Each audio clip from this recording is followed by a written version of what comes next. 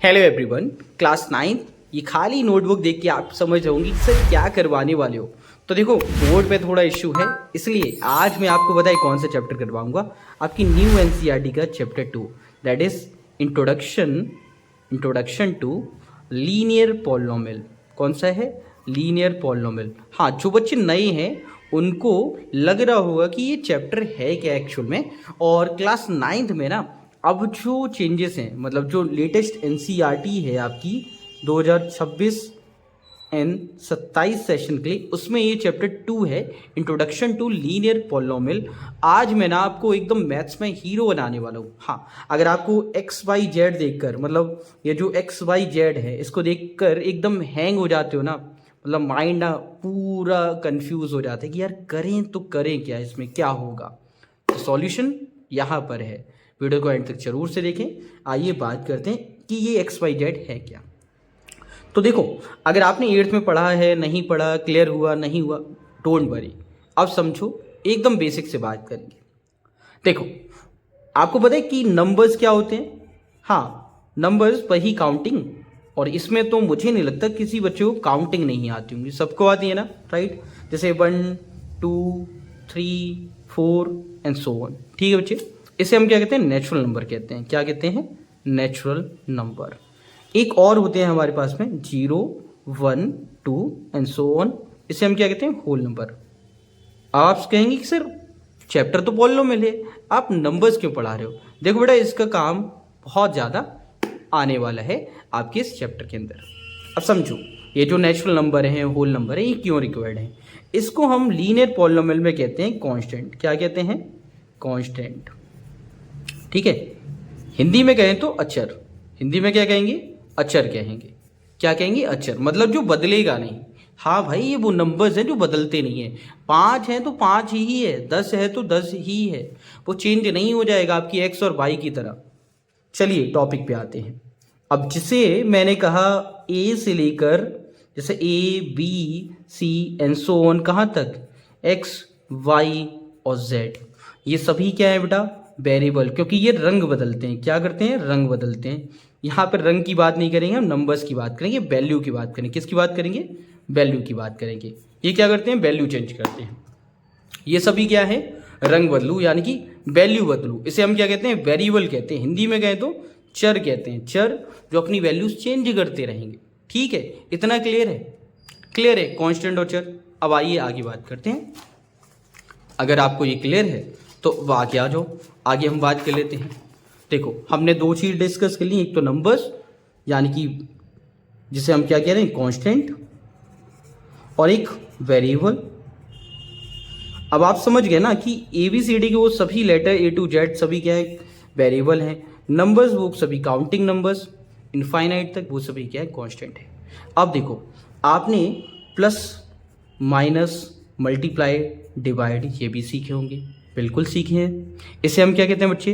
इसे हम कहते हैं मैथमेटिकल ऑपरेशन। क्या कहते हैं? मैथमेटिकल ऑपरेशन, बिल्कुल, है ना। अब अगर मैं कुकिंग करते हैं, चलिए हम क्या करते हैं? थोड़ा सा कांस्टेंट, थोड़ा सा वेरिएबल और थोड़ा सा ऑपरेशन ऐड कर लेते हैं। जी हाँ, इन सबको ऐड करने से क्या मिलेगा? एक एल्जेब्रिक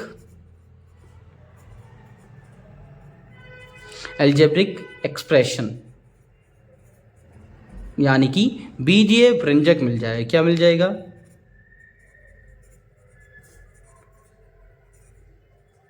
व्यंजक आपको मिल जाएगा।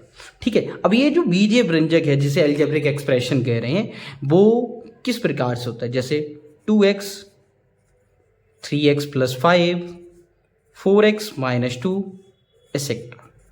बेटा यहाँ पे आप ध्यान दोगे तो नंबर है और आपका वेरिएबल है, नंबर है और यहाँ पे मैथमेटिकल ऑपरेशन, और ये क्या है? वेरिएबल, आपका कांस्टेंट है।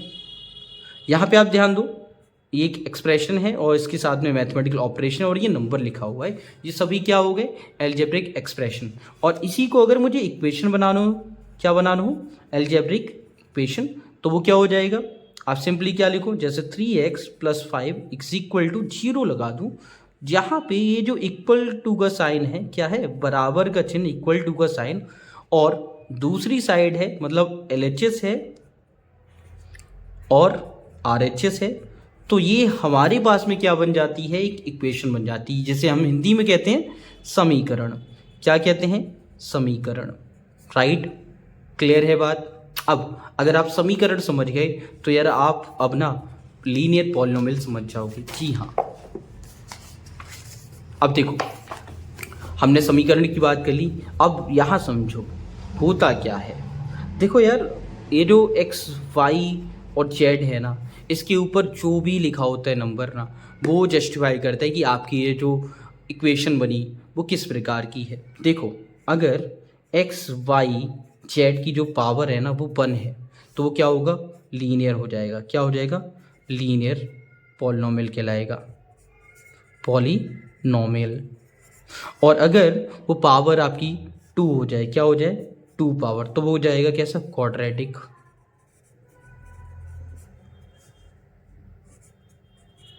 क्वाड्रेटिक। और अगर पावर 3 हो जाए तो वो क्या हो जाएगा, क्यूबिक। कैसा हो जाएगा, क्यूबिक। ठीक है, ठीक है। अब यहाँ समझना, अगर पावर 0 हो जाए तो वो कैसा होगा, कांस्टेंट हो जाएगा। कैसा हो जाएगा, कांस्टेंट।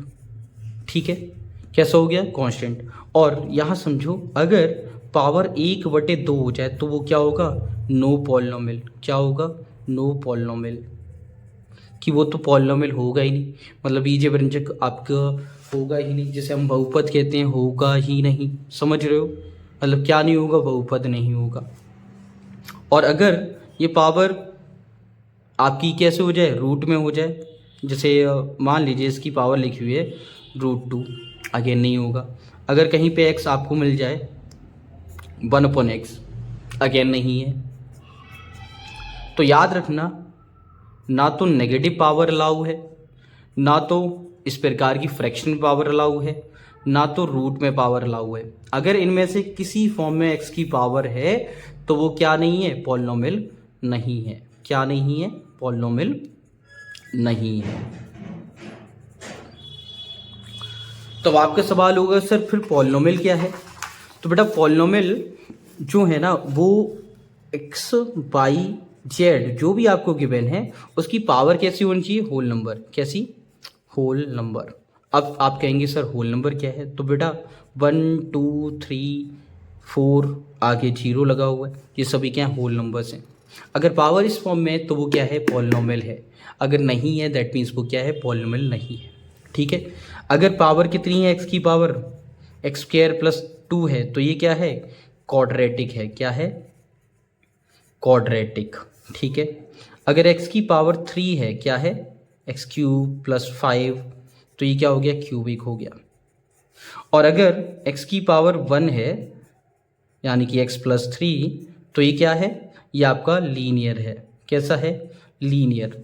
और अगर x की पावर 0 है तो वो क्या है, कांस्टेंट है। कांस्टेंट एग्जाम्पल क्या होता है, जैसे आपने लिखा 5, 6, इस प्रकार के नंबर्स क्या हैं, कांस्टेंट को रिप्रेजेंट करते।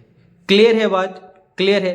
तो आप लोग ना ये जो x, y, z है ना, ये समझ चुके हो। अगर आपको ये सब क्लियर हो गया है तो वीडियो को लाइक कर दो, शेयर कर दो और कमेंट कर दो कि आप लोग टॉपर बनने की राह पे निकल चुके हैं। बाकी अपने ऐसे दोस्तों को शेयर करो जिनको ये XY ने बहुत उलझा रखा है, उनकी लाइफ भी आसान बना देती। Thanks for watching. जय हिंद, जय भारत। बाय दोस्तों।